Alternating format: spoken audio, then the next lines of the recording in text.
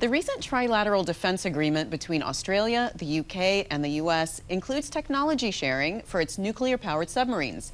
But that difference from traditional arms sales could complicate the AUKUS deal. Erik Sand is an assistant professor at the Naval War College. Erik, welcome. Hey, good morning, Mimi. I'm really happy to be here. And I just have to say before we get started, I'm here in my personal capacity and my views don't represent those of the US government. Erik, why is the technology transfer piece of this deal so significant? So as you said in your opening, technology transfer makes this deal different than usual arms sales. And what really makes that different is when you transfer technology, you're teaching the recipient country how to do something on their own. And that means that if relations get worse between the country that's sharing the technology and receiving the technology in the future, that the country that received it still has that technology. And so it provides a much stronger benefit to the country that's receiving it, and it's a little bit riskier for the country that's sharing the technology. Well, as you said, if it's a simple weapons sale and the relationship sours, the U.S. can just stop providing spare parts, maintenance, but you can't take back technology transfer. You can't take back knowledge. So is that a significant risk here? It's not like, is Australia going to turn on us at any point? No, you're absolutely right. I don't think that Australia is going to turn on us at any point in the near future, but that's exactly why this technology sharing deal is something that could happen. It's because we don't think Australia could become a threat, and also because both Australia and the United States feel like they're facing a similar threat. You say that technology sharing announcements frequently amount more to hype than to substance. Do you think that's the case here?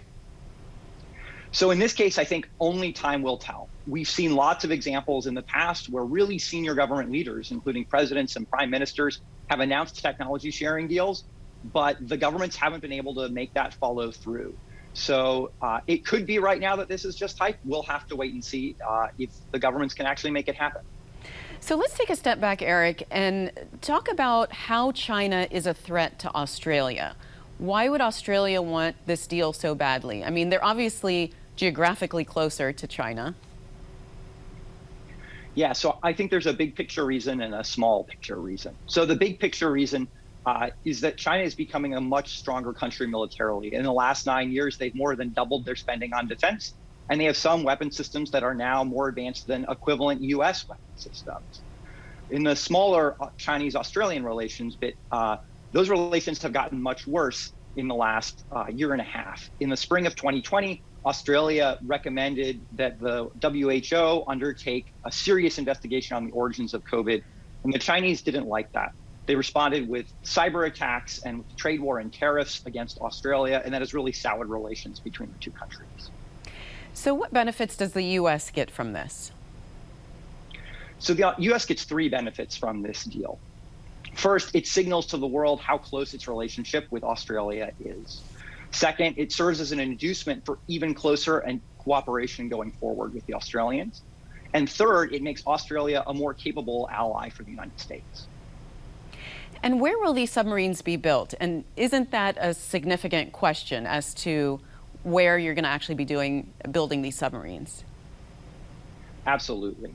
So Australian Prime Minister Scott Morrison announced that the submarines would be built in Adelaide in southern Australia, but we don't exactly know what that means. There's an 18-month period where all three countries that are involved in the deal need to work out the details. So it could be that only final assembly takes place in Adelaide. Ships and submarines have very complex supply chains, and construction often takes place in different areas. And how much of the submarine's actual construction takes place in Australia will be a big determining factor on how much technology transfer occurs. So Erik, how do you measure success of this deal? What kind of data would you be looking at? So it will take a very long time for the Australians to get finished to new construction submarines. So there are two things that I'm going to look at before then to see if this deal is on the right track for technology sharing. The first is the deal encompasses technology sharing beyond just submarines and nuclear propulsion in areas like computing and artificial intelligence. And if technology sharing happens in those areas, which can happen much more quickly, I think that means that the technology portions of the sharing of the deal will be on track. I'm also going to look at, to your previous question, where the construction takes place. The more of the construction that takes place in Australia, or at least even if it doesn't happen there, the more Australians are involved in that construction along the way, that'll be another strong signal that a lot of technology sharing is actually going to take place. And do you think this deal is ultimately a win-win for everybody except the French? And should there have been more allies included in this? So I think this deal is definitely a win-win for the countries that are involved in it, the British, the Australians, and the United States. I also think that it's going to strengthen the American alliance position in the Indo-Pacific. Obviously, the French are going to be losing out, but broadly, yes, it's going to improve security in the region. All right. Well, Erik, thanks so much for joining us and for sharing your perspectives with us. Thanks for having me on.